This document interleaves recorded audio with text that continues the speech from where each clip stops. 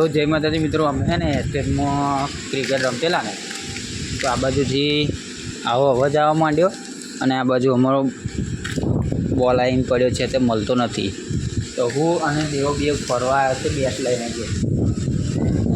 આ બાજુ પડ્યો છે બોલ કો વહમો હે, કારણ કે બીક લાગે એવું છે ને, તઈ ભૂતના અવાજ પણ આવે છે એ બાજુથી.